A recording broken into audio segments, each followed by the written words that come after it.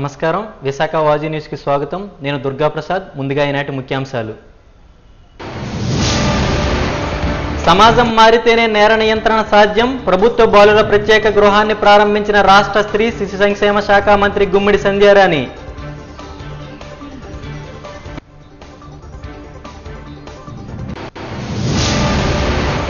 నిందితులు మైనర్లైనా శిక్ష పడాల్సిందే. కేజీహెచ్లో పోక్సో కేసు బాధితురాల్ని పరామర్శించిన రాష్ట్ర మహిళా కమిషన్ చైర్పర్సన్ రాయపాటి శైలజ.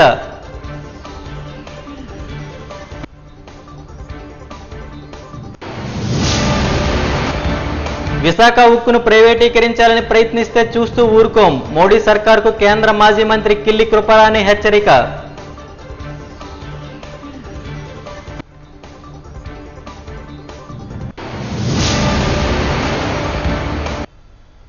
ఇక డీటెయిల్స్ చూద్దాం.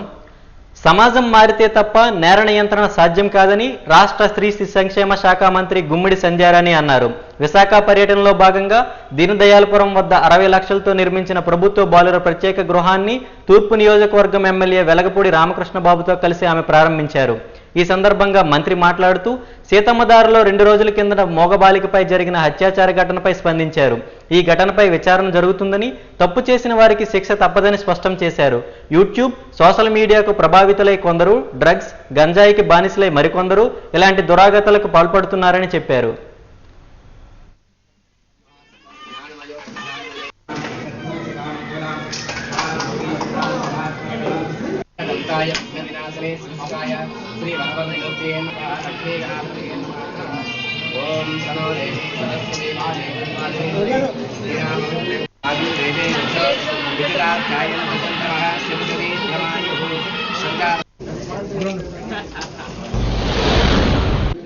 ఈరోజు ఇక్కడ బాలల గృహాన్ని వర్క్ చేయడం జరిగింది. ఇది 60 లక్షల రూపాయలతో దీన్ని మేము ప్రారంభించడం జరిగింది. దీన్ని ఇక్కడ గౌరవ స్థానిక ఎమ్మెల్యే గారు, మా అందరికీ పెద్ద, ఎప్పుడు పని అంటే పని రాక్షసుడు ఆయన ఎమ్మెల్యే గారు వెలగపూడి రామకృష్ణ బాబు గారితో కలిసి ఈరోజు ఇక్కడ ఈ ప్రాంగణాన్ని స్టార్ట్ చేయడం నాకు చాలా ఆనందంగా ఉంది. అయితే ఎవరైతే ఈ 6 జిల్లాల్లో శిక్ష పడుతుందో అట్లాంటి 18 సంవత్సరాల లోపు ఉన్న పిల్లల్ని ఇక్కడ తీసుకొచ్చి సురక్షితంగా ఉంచి వాళ్ళకి ఇక్కడ విద్యా బుద్ధులు నేర్పించి వాళ్ళ సత్ప్రవర్తన బాగుంటే వాళ్ళకి ఇక్కడి నుంచే అన్ని విధాలుగా వాళ్ళ చదివించడం కానీ, వాళ్ళ ఆరోగ్యం మీద శ్రద్ధ చూపించడం కానీ ఇవన్నీ కూడా చేయాలని ఒక మంచి ఉద్దేశంతో గౌరవ ముఖ్యమంత్రి వర్యులు నారా చంద్రబాబు నాయుడు గారు మన రాష్ట్రంలో ఈ మధ్యకాలంలో మీరు చూస్తున్నారు, అన్ని సంక్షేమ అభివృద్ధి కార్యక్రమాలు చేసుకుంటూ వెళ్తున్నారు. పిల్లలు ఏదో ఒక ప్రభావం వల్ల కానీ, లేదనుకుంటే ఆ చుట్టుపక్కల ఉన్నటువంటి పరిసరాల వల్ల కానీ ఏదైనా తప్పు జరిగితే ఆ పిల్లల్ని పూర్తిగా జైల్లో మగ్గించకుండా ఇలాంటి ప్లేసుల్లో ఉంచి వాళ్ళకి విద్యా బుద్ధులు నేర్పించి వాళ్ళని పరివర్తన చెందే విధంగా మార్పు తీసుకొచ్చి వాళ్ళని ఇక్కడి నుంచి సమాజంలో పెడితే చదువుకున్న తర్వాత ఇక్కడి నుంచి సమాజంలోకి వెళ్ళి వాళ్ళు మంచి పౌరులుగా మళ్ళీ చేసిన తప్పు మళ్ళీ చేయకుండా వాళ్ళకి ఒక మోటివేషన్ క్లాసులు ఇక్కడ ఇవ్వడం కానీ, సైకాలజీ క్లాసులు ఇవ్వడం కానీ, హెల్త్ పరంగా వాళ్ళకి అన్ని విధాలుగా వాళ్ళని జాగ్రత్తలు తీసుకోవడం కానీ, అలాగే కౌన్సిలింగ్ ఇప్పించడం, ఒక మంచి జడ్జిలతో కౌన్సిలింగ్ ఇప్పించడం కానీ ఇట్లాంటి కార్యక్రమాలన్నీ కూడా ఇక్కడ జరుగుతాయి. కాబట్టి పిల్లలందరూ కూడా చక్కగా ఇక్కడ మంచి కొత్త బిల్డింగ్ ఒకటి స్టార్ట్ చేస్తాం 60 లక్షలతో. కాబట్టి పిల్లలందరూ కూడా చదువుకొని సత్ప్రవర్తనతో బయటకు రావాలని నేను మనస్ఫూర్తిగా కోరుకుంటున్నాను. గత 5 సంవత్సరాలలో కొంచెం ఎక్కువ జరిగాయి ఇవన్నీ. ఇప్పుడు నేను పూర్తిగా తగ్గిపోయానని చెప్పను, అంటే పూర్తిగా పోయాయని చెప్పను, కానీ తగ్గాయని మాత్రం ఖచ్చితంగా చెప్పగలుగుతున్నాం. అయితే ఈరోజు జరిగిన విషయం అయితే మాత్రం సభ్య సమాజం తలదించుకోవాల్సిన విషయం. నేను అందుకే ప్రతి మీటింగ్లో కూడా అందరికి రిక్వెస్ట్ చేస్తూ ఉంటాను, పిల్లల్ని బయటకు పంపించేటప్పుడు. కూటమి పాలన మహిళలకు శాపంగా మారిందని వైఎస్ఆర్సీపీ మహిళా విభాగం జిల్లా అధ్యక్షురాలు పేడాడ రమణకుమారి విమర్శించారు. సీతమ్మదారులో మోగ మైనర్ బాలికపై జరిగిన లైంగిక దాడిని ఆమె తీవ్రంగా ఖండించారు. మద్దిలపాలెం వైసీపీ కార్యాలయంలో ఆమె మీడియా సమావేశంలో మాట్లాడుతూ కూటమి పాలనలో బెల్ట్ షాపులు పెరిగి మద్యం ఏరులై పారడం వల్లే మహిళలపై హత్యలు, లైంగిక దాడులు పెరిగిపోతున్నాయని అన్నారు. కూటమి 15 నెలల పాలనలో మహిళలపై సగటున 70 అఘాయిత్యాలు జరిగాయని అసెంబ్లీ సాక్షిగా హోం మినిస్టర్ అనిత వెల్లడించడం దుస్థితికి అద్దం పడుతుందని విమర్శించారు. దిశ యాప్ స్థానంలో ప్రవేశపెట్టిన శక్తి యాప్పై ప్రజలకు అవగాహన లేదని పేర్కొన్నారు. గత వైసీపీ ప్రభుత్వంలో దిశ యాప్, దిశ పోలీస్ స్టేషన్లో మహిళలకు ఎంతో రక్షణ కల్పించాయని ఆమె గుర్తు చేశారు. బాధిత బాలిక కుటుంబానికి న్యాయం జరిగే వరకు వైసీపీ మహిళా విభాగం పోరాడుతుందని స్పష్టం చేశారు. రాష్ట్రంలో కూటమి ప్రభుత్వం అధికారం వచ్చిన తర్వాత మహిళలకి ఈ ప్రభుత్వం ఒక శాపంలా మారిందని పదం వాడడానికి నిజంగా మేము చింతిస్తా ఉన్నాం. ఎందువల్లంటే ఈ 15 నెలల కాలంలో రాష్ట్రంలో మహిళల మీద దాడులు అవనివ్వండి, అఘాయిత్యాలు అవనివ్వండి, హత్యలు అవనివ్వండి, మానభంగాలు అవనివ్వండి, అంటే గంటకి కనీసం ఒక 3-4 మీద, రోజుకు ఒక 70 మంది మీద ఇలాంటివి జరుగుతున్నాయంటే చాలా దురదృష్టకరం, చాలా బాధాకరం. మరి మేము ప్రశ్నిస్తా ఉన్నాం, ఈ రాష్ట్రంలో లా అండ్ ఆర్డర్ ఏం చేస్తున్నారు, ఎటువైపు తీసుకెళ్తున్నారు రాష్ట్రాన్ని, మహిళలకి మీకు ఇచ్చే ప్రాధాన్యత ఏంటి, మినిమం రక్షణ కల్పించలేనటువంటి దుస్థితిలో ఈ రాష్ట్ర ప్రభుత్వం ఉండడం చాలా బాధాకరం అని తెలియజేస్తూ, ఈరోజు విశాఖపట్నం జిల్లా 48వ వార్డు కప్పరాడ ప్రాంతానికి చెందినటువంటి ఒక మైనర్ బాలిక మీద, అమ్మాయికి ఆ గ్రహణం మొర్రే ఉండి మాట కూడా స్పష్టంగా రాలేనటువంటి చిన్న పిల్ల, అటువంటి అమ్మాయిని కొండవాళ్ళ ప్రాంతానికి తీసుకువెళ్ళి 2 దుండగులు తనపై అఘాయిత్యం చేసి చాలా ఘోరంగా అమ్మాయిని శారీరకంగా ఇబ్బంది పెట్టి ఈరోజు కేజీహెచ్లో చికిత్స పొందుతున్నటువంటి పరిస్థితి. ఎంత ఘోరమైనటువంటి పరిస్థితి అంటే కనీసం ఇది జరిగిందన్న విషయం కూడా ఎవరికి తెలుసుకునే ప్రయత్నం కూడా లేదు. అంటే పోలీసు వ్యవస్థ ఏమవుతుంది, లా అండ్ ఆర్డర్ ఎటు వెళ్తుంది, మరి కనీసం మహిళలకు రక్షణ కల్పించలేనటువంటి దుస్థితిలో ఈ రాష్ట్ర ప్రభుత్వం ఉంది అని చెప్పడానికి చింతించాల్సినటువంటి పరిస్థితి.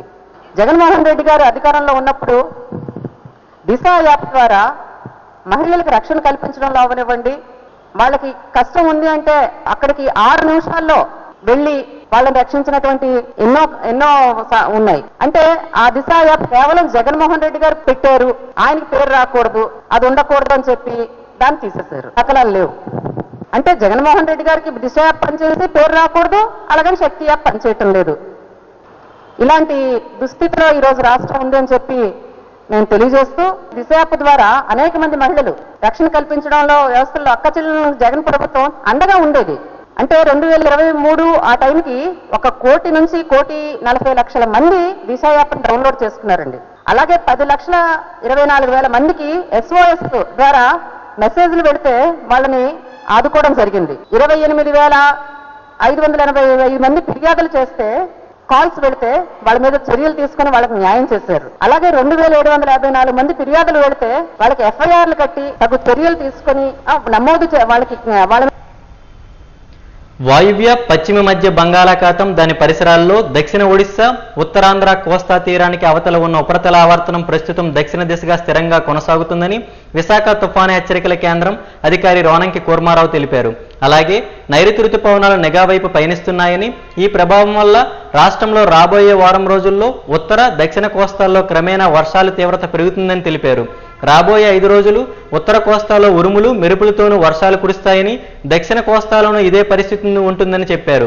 గురువారం నాటికి కోస్తా తీరం వెంబడి 50 నుంచి 60 కిలోమీటర్ల వేగంతో బలమైన గాలులు వేస్తాయని, ఆ రోజు మత్స్యకారులు వేటకు వెళ్లరాదని సూచించారు.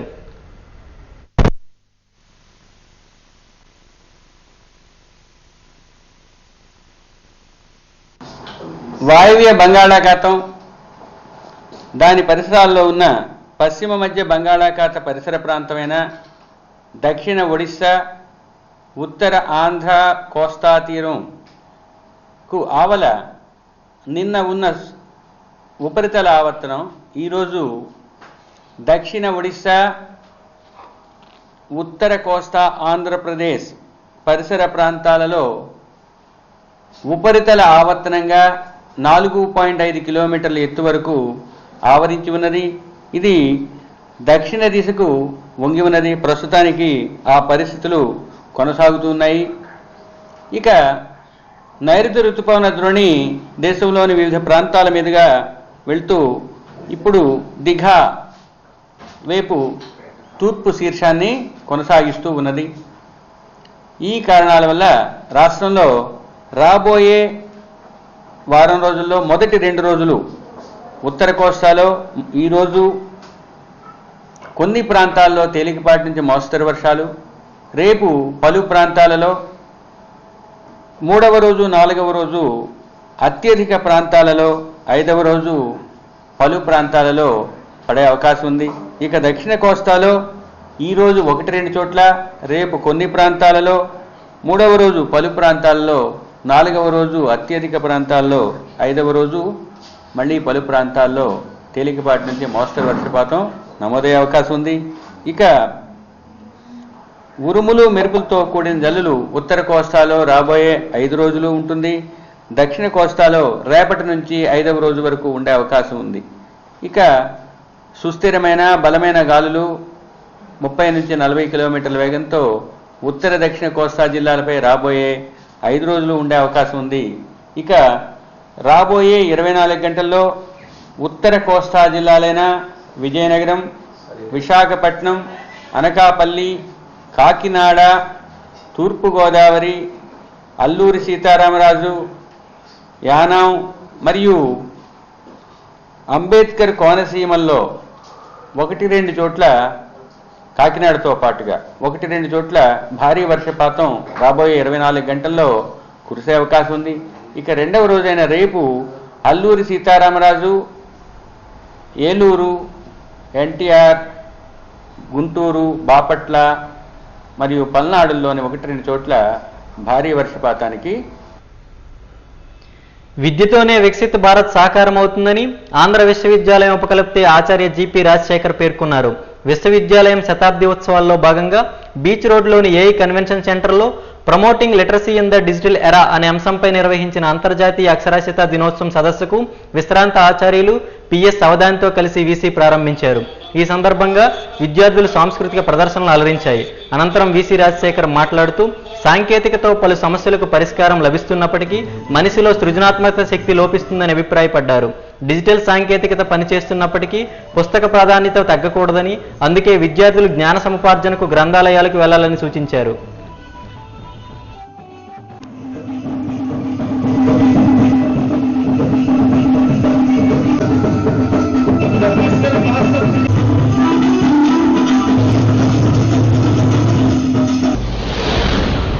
ఈరోజు అంతర్జాతీయ లిటరసీ దినోత్సవం, అంతర్జాతీయ అక్షరాస్యత దినోత్సవం సందర్భంగా ఆంధ్ర యూనివర్సిటీలో కన్వెన్షన్ సెంటర్లో విద్యార్థుల ద్వారా ఈ అంతర్జాతీయ అక్షరాస్యత దినోత్సవం జరుపుకోవడం జరుగుతోంది. ముఖ్యంగా ఇందులో భాగంగా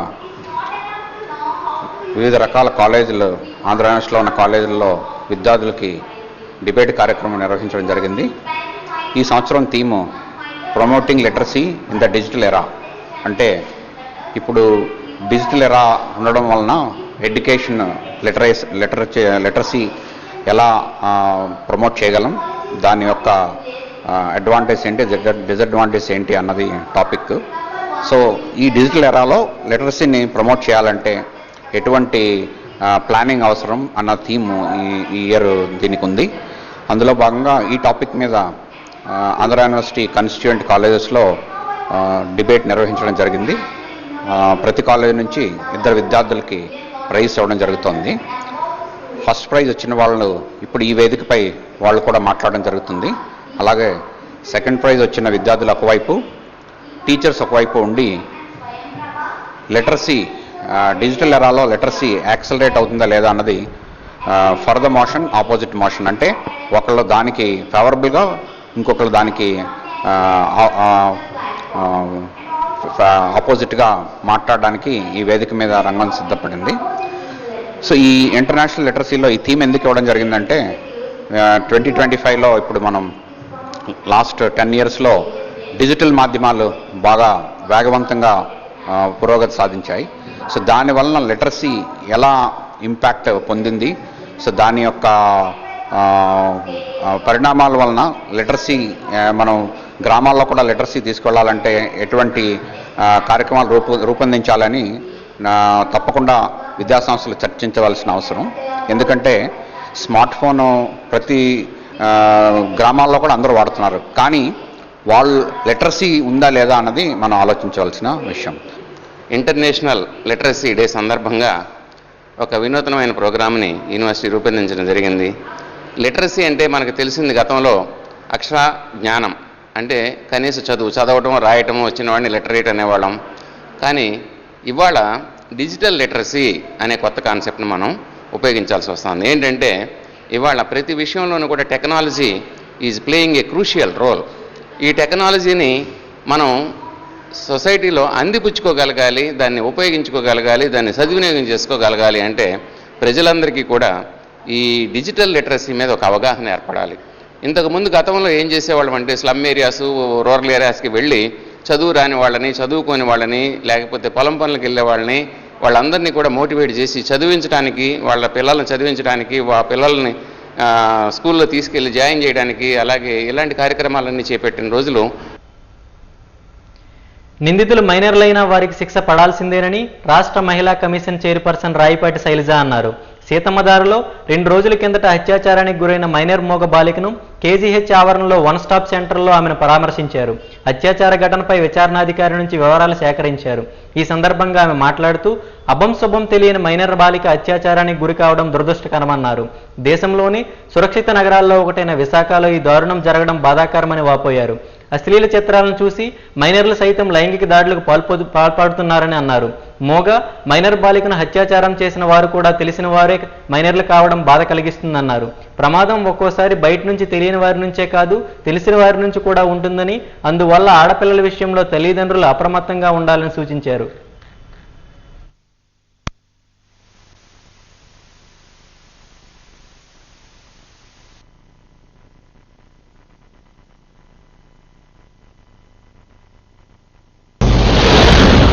సెప్టెంబర్ 7వ తారీఖు ఒక మైనర్ బాలిక పైన, అంటే సీతమ్మధారలో ఉంటుంది పాప, అలాంటి ఒక బాలిక పైన లైంగిక అత్యాచారం అనేది జరిగింది. చాలా దురదృష్టకరం. ఎందుకంటే మనం అందరం కూడా ఒక 10 రోజుల క్రితం ఆగస్ట్ 30 అనుకుంటా సేఫెస్ట్ సిటీస్ ఒకటి దేశంలోకెల్లా వైజాగ్ అవుట్ అని చెప్పబడింది. చాలా మంది కూడా ఒక హ్యాపీగా ఫీల్ అయ్యి వైజాగే కాదు రాష్ట్రంలో ఉన్న అన్ని డిస్ట్రిక్ట్స్ కూడా అలా చేయాలనే ఉద్దేశంతో మనం పనిచేయాలని అనుకున్నాం. కానీ దురదృష్టకరం ఏంటంటే ఇలాంటి సంఘటనలు జరగటం, అది వైజాగ్లో చాలా బాధకరం. ఎందుకంటే మైనర్. ఇంకో విషయం ఏంటంటే చేసిన వాళ్ళు కూడా మైనర్స్, 2, పైగా తెలిసిన వాళ్ళు, 2 ఇళ్ళు అవతలు ఉంటారు. అంటే ప్రమాదం ఒక్కొక్కసారి బయట నుంచి తెలియని వాళ్ళ నుంచే పొంచి ఉండదండి, మన పక్కనుండే వాళ్ళ నుంచి కూడా పొంచి ఉంటుంది. ఇది ఈ రోజే కదా, మేము చాలా కేసుల్లో ఇలా చూస్తూనే ఉన్నాం. ప్రభుత్వం ఎన్ని అవేర్నెస్ సెషన్స్, అలాగే పోలీసులు కానివ్వండి, స్కూల్స్కి వెళ్ళి గుడ్ టచ్, బ్యాడ్ టచ్, అలా అవేర్నెస్ సెషన్స్ చాలా చేస్తున్నారు. అలాగే మేము కూడా మా తరపు నుంచి కూడా విమెన్ కమిషన్ తరపు నుంచి కానివ్వండి, చైల్డ్ వెల్ఫేర్ డిపార్ట్మెంట్ తరపు నుంచి కానీ ప్రతి చోట కూడా ఇలాంటి సెషన్స్ తీసుకొచ్చి ఎక్కడ ఆడపిల్లకి అన్యాయం జరగకూడదు, ఇలాంటివి జరగకూడదు అనే ఉద్దేశంతో అవేర్నెస్ సెషన్స్ తీస్తున్నాము. కానీ కొన్ని చోట్ల అన్ఫార్చునేట్ దురదృష్టం ఇలా జరగటం.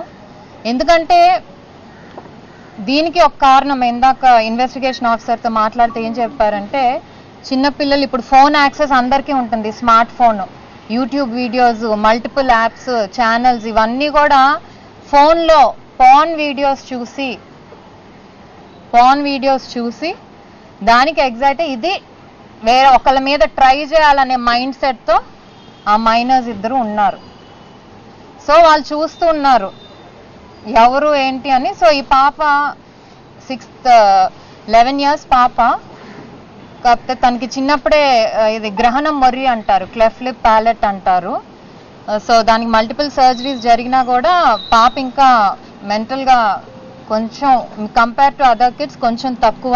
సో కొంచెం అమాయకురాలుగా ఉంటుంది కాబట్టి సో వాళ్ళు మాట వేసి చూసి, వాళ్ళ అమ్మ చెప్తుంది రోజు పాపని స్కూల్లో దింపాకే తన పనికి వెళ్తుంది, మళ్ళీ పాప స్కూల్ నుంచి వచ్చే టైంకి కూడా తన పని నుంచి వచ్చేసి ఏదర్ వాళ్ళ అత్తగారన్నా కానివ్వండి, మదర్ కానివ్వండి, ఎప్పుడూ ఎవరో ఒకళ్ళు ఉంటున్నారు. కానీ ఆ రోజు సెలవు అవ్వటం, ఆమె పనికి వెళ్ళి అలసిపోయి ఇంట్లో పడుకోవడం, ఒక్క నిమిషం. ఆరోగ్యమే అసలైన సంపదని ఇండియన్ ఇంటర్నేషనల్ క్రికెటర్ కోన శ్రీకర్ భరత్ పేర్కొన్నారు. వెంకోజీపాలెం మెడికవర్ హాస్పిటల్లో జరిగిన యంగ్ హార్ట్ ప్రొటెక్షన్లో ఆయన ముఖ్య అతిథిగా పాల్గొని మాట్లాడారు. క్రీడాకారులే కాదు ప్రతి ఒక్కరూ విధిగా హృదయ పరీక్షలు చేయించుకోవాలని సూచించారు. ఇలాంటి కార్యక్రమాలు యువతను ఆరోగ్యవంతమైన భవిష్యత్ వైపు తీసుకెళ్తాయన్నారు. మెడికవర్ ఆసుపత్రి మెడికల్ సూపరింటెండెంట్ డాక్టర్ ఎం సృజనాదేవి మాట్లాడుతూ ప్రస్తుతం యువత లైఫ్ స్టైల్ సమస్యలు అధికమవుతున్నాయని తెలిపారు. హృదయ సంబంధిత వ్యాధులను అరికట్టాలంటే ఆరోగ్యంపై మరింత అవగాహన పెంపొందించుకోవాలని సూచించారు.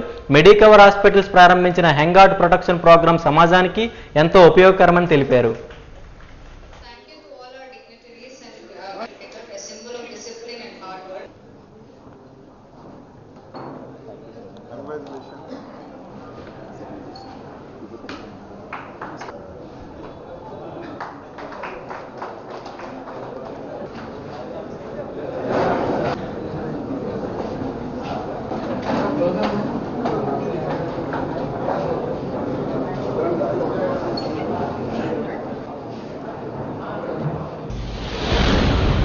సో ఇటువంటి ప్రోగ్రామ్స్ వల్ల మన ఫ్యామిలీకే కాదు మనకు కూడా చాలా ఇంపార్టెన్స్ ఇవ్వాలి అనేసి తెలియజేస్తుంది ఇటువంటి ప్రోగ్రామ్స్. ఎందుకంటే మనం బాగుంటేనే మనం ఇంకొక 10 మందిని బాగా చూసుకోవచ్చు. అది ఫ్యామిలీ అయినా ఫ్రెండ్స్ అయినా ప్రొఫెషన్ అయినా ఏదైనా.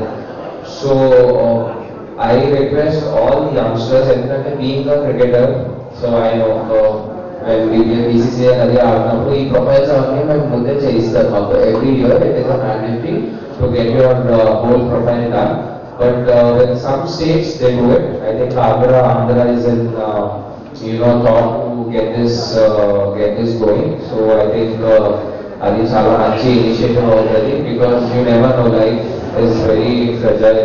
Sometimes manaku teliyadu, mana kalla munde we see disasters happening, which sir cheppinattu we can prevent it. So yes, ఈ ప్రోగ్రామ్ అనేది చాలా ఇంపార్టెంట్ యంగ్స్టర్స్ కి, ఎస్పెషలీ ఈ హై స్ట్రెస్ కాంపిటేటివ్ సొసైటీలోని వీ నెగ్లెక్ట్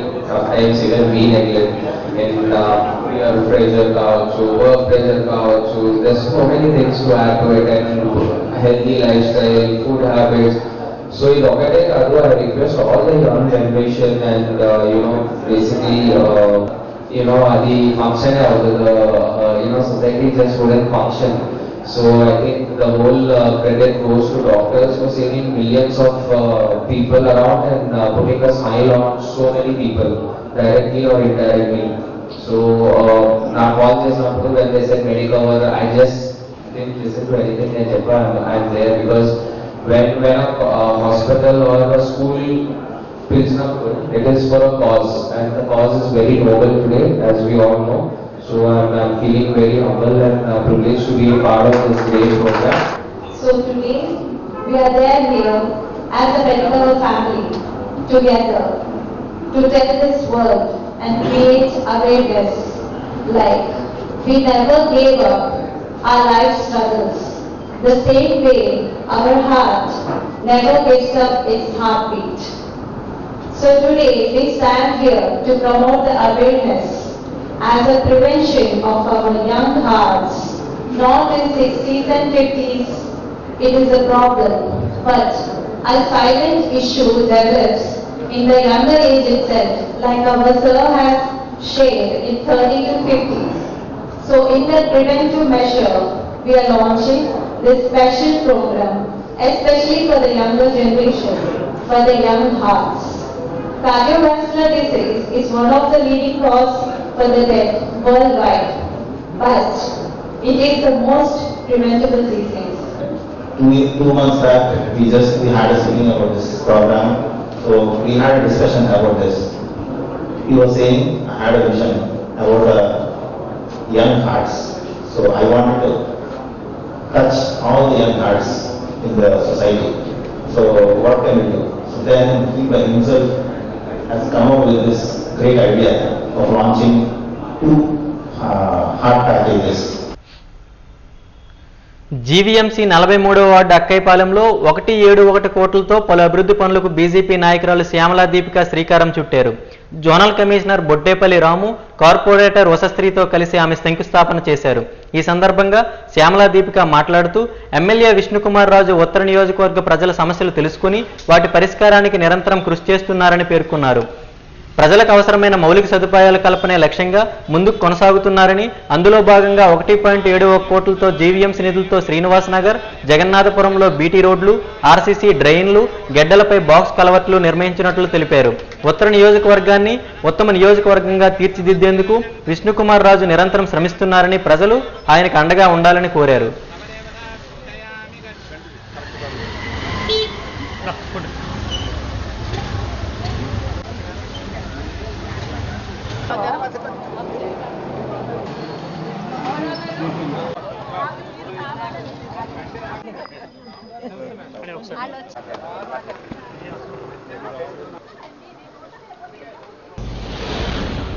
ఈరోజు 43వ వార్డులోని 1,71,00,000 వ్యయంతో అభివృద్ధి కార్యక్రమాలకి శంకుస్థాపన చేయడం జరిగింది. ఇక్కడ కార్పొరేటర్ గారు, అలాగే టీడీపీ, బీజేపీ, జనసేన నాయకులు, ఉమ్మడి నాయకులు అందరూ కూడా వచ్చి, వాళ్ళతో పాటు స్థానికులు లేదే మన ఏ ప్రోగ్రాం కూడా అవ్వదు.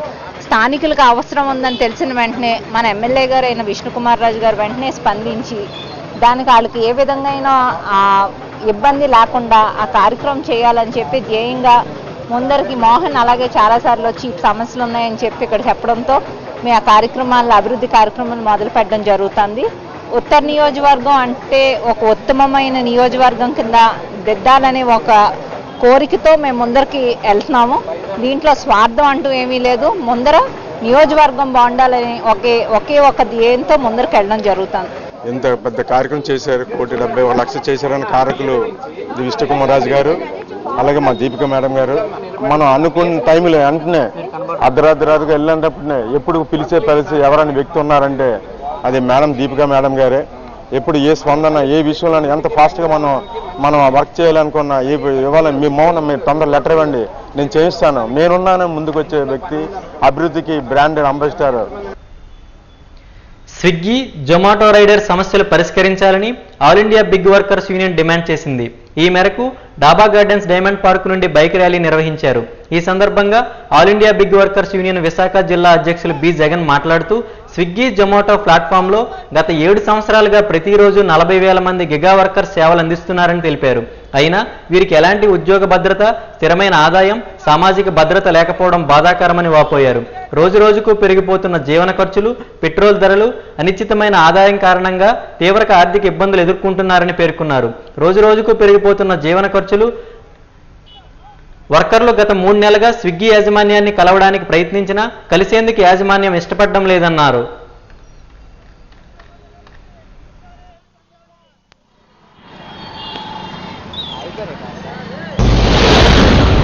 గత 7 సంవత్సరాల నుంచి స్విగ్గీ, జొమాటోలో సుమారుగా విశాఖపట్నంలో 40,000 మంది పనిచేస్తూ ఉన్నారు. గత సంవత్సరం నవంబర్ వరకు కిలోమీటర్ 12 రూపాయలు నుంచి 10 రూపాయల వరకు ఇచ్చేవారు.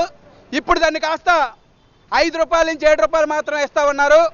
అంటే ఇప్పుడు గతంతో పోలిస్తే, లాస్ట్ నవంబర్తో పోలిస్తే ఇప్పుడు అన్ని రేట్లు పెరిగాయి. జీవన ప్రమాణాలు ఈరోజు కనీసం తిండి కానీ, నిత్యావసర వస్తువులు కానీ పెరిగాయి. పెట్రోల్ ధరలు ఈ రకంగా పెరిగాయి. పెరిగితే ఈరోజు పక్కన రేట్లు పెంచడం మానేసి ఈరోజు తగ్గిస్తూ ఉన్నారు. రెండోది, గతంలో ఇచ్చినట్లు ఈరోజు బోనస్ ఇచ్చేవారు, రైలు పెడితే రైలు సర్జిచ్చేవారు. ఇవేవి ఇవ్వట్లేదు. ఒకప్పుడు 2,000 రూపాయలు ఈరోజు రోజు సంపాదిస్తే 8 గంటలు పనిచేస్తే ఈరోజు 8 గంటలు కాదు కదా, 24 గంటలు పనిచేసినా సరే 500 కూడా వచ్చే పరిస్థితి లేదు. అందుకని చెప్పేసి ఈరోజు పాత ఇచ్చిన రేట్లు ఇమ్మని చెప్పేసి అడుగుతున్నాం. ఇది ఒకటే కాదు, ఆల్రెడీ ఇంతకుముందు హైదరాబాదు కానీ లేదా సుప్రీంకోర్టు, ఢిల్లీ హైకోర్టు కానీ ఈరోజు తీర్పులు ఇచ్చాయి మినిమం గ్యారెంటీ ఇవ్వాలని. ఆ రకంగా 8 గంటలకి ఆన్లైన్లో ఉంటే మినిమం గ్యారెంటీ ఇవ్వాలని చెప్పేసి దాన్ని కూడా అమలు చేయట్లేదు. అమలు చేయమని చెప్పేసి అడిగినందుకు ఈరోజు రైడర్స్ అందరినీ స్విగ్గీలోను, జొమాటోలను తొలగిస్తూ ఉన్నారు. కాబట్టి ఎవరికైనా తొలగించాలంటే నామ్స్ ప్రకారం తొలగించాలి. ఆ రకంగా కాకుండా ఎవరైతే సమస్యలు అడుగుతున్నారో వాళ్ళు తొలగిస్తూ ఉన్నారు. కాబట్టి తొలగించిన వాళ్ళందరినీ విధుల్లో తీసుకోవాలని చెప్పేసి, పాత రేట్లు ఇవ్వాలని చెప్పేసి, ఎంతమంది ఇచ్చిన ఇన్సెంటివ్లు ఇవ్వాలని చెప్పేసి రేపు శని ఆదివారం 13, 14 తేదీ అలాగే ప్రతి వారంలో కూడా శని ఆదివారం నాడు విశాఖ ఉక్కు ఆంధ్రుల హక్కు నినాదంతో 32 మంది ప్రాణత్యాగాల ఫలితంగా ఏర్పడిన స్టీల్ ప్లాంట్ను మోడీ ప్రభుత్వం నష్టాల బూచి చూపి ప్రైవేటు పరం చేయాలని చూడటం అత్యంత బాధాకరమని కేంద్ర మాజీ మంత్రి కిల్లి కృపారాణి వాపోయారు. ప్లాంట్ను ప్రైవేటీకరించాలన్న ఎన్డీఏ ప్రభుత్వ నిర్ణయాన్ని వ్యతిరేకిస్తూ కాంగ్రెస్ పార్టీ శ్రేణులు ప్లాంట్ కార్మిక సంఘాల నేతలతో కలిసి జీవీఎంసీ గాంధీ పార్కులో ఉన్న ఉక్కు పరిరక్షణ పోరాట కమిటీ శిబిరం వద్ద ఆమె ధర్నా నిర్వహించారు. అనంతరం ఆమె మాట్లాడుతూ ఎంతో ఘన చరిత్ర కలిగిన విశాఖ ఉక్కు కర్మాగారాన్ని మోడీ ప్రభుత్వం ప్రైవేటు వ్యక్తులకు కట్టబట్టాలని చూడటం దురదృష్టకరమన్నారు. విశాఖ ఉక్కు కర్మాగారం నష్టాల ఊబిలోకి వెళ్లడానికి కారకులు ఎవరని ప్రశ్నించారు. సొంత గనులు ముడి సరుకు ఇవ్వరు, కర్మాగారం విజయవంతంగా నడపడానికి అవసరమైన సహకారం అందించరు, మరి అలాంటప్పుడు నష్టాలు కాక లాభాలు వస్తాయా అని నిలదీశారు. ప్లాంట్ను ప్రైవేటు పరం చేసేందుకు మోడీ ప్రభుత్వం కావాలనే ఇదంతా చేస్తుందని ఆరోపించారు. విశాఖ ఉక్కు పరిశ్రమ కార్మికులందరినీ విధుల్లోకి తీసుకోవాలి. విశాఖ హక్కు ఆంధ్రుల హక్కు అనే నినాదంతో ఈ విశాఖ ఉక్కు కర్మాగారాన్ని నిలబెట్టుకోవడం కోసం దేశాన్ని శత్రు దుర్భేజ దేశంగా మార్చాలి అని ఆనాడు శ్రీమతి ఇందిరాగాంధీ విశాఖపట్నానికి ఉక్కు కర్మాగారం ఉండాలి అని తలపెట్టిన తర్వాత అనేక మంది ఈ కర్మాగారం ఇక్కడ నిలబెట్టడానికి ఉమ్మడి ఆంధ్రప్రదేశ్ రాష్ట్రంలో సుమారు 32 మంది ప్రాణాలు కోల్పోయారు, కాల్పుల్లో మరణించారు. గుంటూరుకు చెందిన అమృతరావు అనే వ్యక్తిని ఆమరణ నిరాహార దీక్ష చేస్తూ కూడా ప్రాణాలు అర్పించారు. ఆ విధంగా నిలబెట్టుకునే ఈ ఉక్కు కర్మాగారం విశాఖ ఉక్కు కర్మాగారం మనం చూస్తుండగా కళ్ళారా ప్రైవేటైజ్ అయిపోతుంది. ఏమంటే ఇది నష్టాల ఊబిలో కూలిపోయింది అని కేంద్ర రాష్ట్ర ప్రభుత్వాలు అంటారు. నేను అడుగుతున్నాను, ఈరోజు విశాఖ స్టీల్ ప్లాంట్ని నష్టాల ఊబిలోకి వెళ్ళిపోవటానికి కారకులు ఎవరు? ఖచ్చితంగా చెప్పాల్సిన అవసరం ఉంది. ప్రజలు, ఆంధ్రప్రదేశ్ రాష్ట్ర ప్రజలు తెలుసుకోవాల్సిన అవసరం ఉంది. ఏం జరిగింది విశాఖ ఉక్కు కర్మాగారంలో? గతంలో 44 విభాగాలను ఎక్స్ప్రెషన్ ఆఫ్ ఇంట్రెస్ట్ కింద ఇన్వైట్ చేస్తూ కాంట్రాక్ట్ చేశారు, మాట్లాడరు. విశాఖ ఉక్కు కర్మాగారానికి రా మెటీరియల్ సరిపడా ఇవ్వరు, రిసోర్సెస్ ఇవ్వరు, క్యాప్టివ్ మైన్స్ ఇవ్వరు. దీనికి విశాఖ ఉక్కు కర్మాగారం విజయవంతంగా నడవడానికి కావాల్సిన ఏవి సరఫరా చేయకుండా దీనికి కావాలని నష్టాల ఊబిలోకి దూర్చి విశాఖ ఉక్కు కర్మాగారం నష్టాల ఊబిలో ఉంది, 33,000 కోట్ల అప్పు అయిపోయింది అని అంటారు. ఎలక్షన్ ముందు ఏమన్నారు? కేంద్రంలో బీజేపీ నేతృత్వంలో ఉన్న ప్రధాని నరేంద్ర మోడీ గారిని నేను క్వశ్చన్ చేస్తా ఉన్నాను, సార్ ప్రధాని గారు, మీరు విశాఖ ఉక్కు కర్మాగారం నష్టాల ఊబిలోకి ఎందుకు కూలిపోయింది? ఎలక్షన్ ముందు మీరు ఏ విధంగా మాట్లాడారు? ఈ రోజు నష్టాల ఊబిలో కూరుకుపోవటానికి కారణం మీరే అని నేను అంటాను. గడిచిన కొన్ని దశాబ్దాలుగా విశాఖ ఉక్కు కర్మాగారానికి క్యాప్టివ్ మైన్స్ కావాలని డిమాండ్ గానే ఉంచారు కదా. 5,000 మంది కార్మికులను తొలగించారు. సైన్ స్క్రీన్స్ బ్యానర్పై సాహు గారిపాటి నిర్మించిన కిష్కింధపురి చిత్రం ఈ నెల 12 విడుదల కానుంది. ఈ సందర్భంగా చిత్ర యూనిట్ విశాఖలోని ఓ హోటల్లో మీడియా సమావేశం ఏర్పాటు చేశారు. సినిమా విశేషాలను హీరో బెల్లంకొండ సాయి శ్రీనివాస్ వివరించారు. అందరికీ ఇష్టమైన విశాఖకు వచ్చి తమ సినిమాను ప్రమోట్ చేయడం చాలా ఆనందంగా ఉందన్నారు. కిష్కింధపురి చాలా ప్రత్యేకమైన సినిమా అని పేర్కొన్నారు. ఇప్పటి వరకు ఇలాంటి హర్రర్ సినిమా రాలేదని, ట్విస్టులు, షాక్ ఫ్యాక్టర్స్ చాలా ఉన్నాయని తెలిపారు. బాగుంటే తెలుగు ప్రేక్షకులు అన్ని సినిమాలని హిట్ చేస్తారని చెప్పారు. దర్శకుడు కౌశిక్ పెగల్పాటి మాట్లాడుతూ ఈ సినిమాలో హర్రర్ ఎలిమెంట్స్ చాలా అద్భుతంగా ఉంటాయని, కిష్కింధపురి తెలుగు బెస్ట్ హర్రర్ సినిమాలో ఒకటిగా నిలుస్తుందని చెప్పారు. లాస్ట్ సినిమా రిలీజ్ అయింది రాక్షసుడు, సూపర్ హిట్. తర్వాత అల్లుడు సినిమా రిలీజ్ అయింది, అది 2021 రిలీజ్ అయింది. అది 50% ఆక్యుపెన్సీ లో కోవిడ్ టైమ్స్ లో రిలీజ్ అయింది. బట్ అప్పటికి ఆ టైంలో వైజాగ్ లో 225 షేర్ చేసింది అల్లుడు దర్శ సినిమా. నాతో పాటు ఇంకా 2 పెద్ద సినిమా రిలీజ్ అయింది సంక్రాంతి టైంలో. సో బ్రహ్మాండంగా వచ్చినాయి కలెక్షన్స్. తర్వాత నా సినిమా ఓన్లీ హిందీలో రిలీజ్ అయింది సార్, తెలుగు రిలీజ్ అవ్వాల. So you can't consider it is release. మొన్న భైరవం కూడా ఆల్మోస్ట్ మనకు రీచ్ అవ్వాలా, కానీ మీరు ఈ మధ్య చూస్తున్న సినిమాలు 5 కోట్ల లోపల ఉంటుంది, లేకపోతే 50 కోట్ల పైన ఉంటుంది. మధ్య 20 కోట్ల సినిమా ఏది లేదు. నేను మళ్ళీ అదే బాధ ఏంటంటే కొట్టాల్సిన కుంభస్థలం కొట్టట్లేదు అంతే. మళ్ళీ యావరేజ్ అని సినిమా ఉంది అంతే. ఇప్పుడు యావరేజ్ సినిమా అంటే ఎలా ఉందంటే, అరే మళ్ళీ యావరేజ్ సినిమా ఉంటారు పేరు వెంటనే నేను చాలా అయిపోయింది. ఇప్పుడు నేను కాంజరింగ్ కొంత ఆడియన్స్ తో వీళ్ళతో చూసినప్పుడు నేను 10 మంది మొత్తం ఆడిటోరియం చూస్తే నాకు భయంగా ఉండేది. ఇంట్లో ఇంత భయపడ్డావు అని చెప్పి మళ్ళీ ఇంట్లో వేసుకొని చూశాను. ఇంట్లో వేసుకుని చూసి సేమ్ షాట్ ఇంత భయపడ్డావు ఏంటి, ఇక్కడ ఏం భయం ఏంటలేదు కదా అనిపిస్తుంది. సో ఐ థింక్ కొన్ని సినిమాలు మనం థియేటర్ లో చూడాలి. ఐ థింక్ కిష్కింధపురి అలాంటి సినిమా.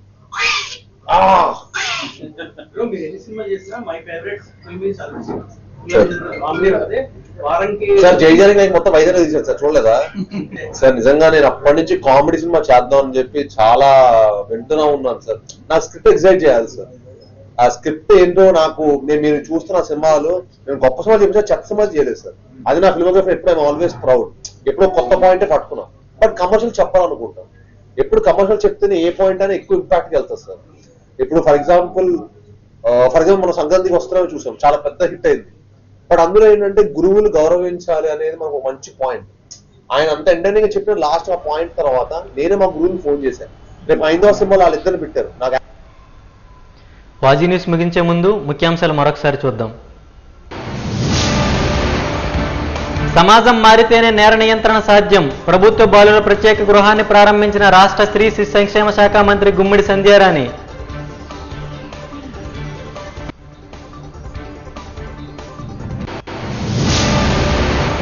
నిందితులు మైనర్లైనా శిక్ష పడాల్సిందే. కేజీహెచ్లో పోక్సో కేసు బాధితురాలను పరామర్శించిన రాష్ట్ర మహిళా కమిషన్ చైర్పర్సన్ రాయపాటి శైలజ.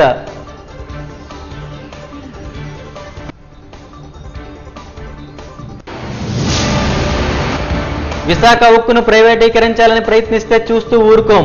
మోడీ సర్కారుకు కేంద్ర మాజీ మంత్రి కిల్లి కృపారాణి హెచ్చరిక.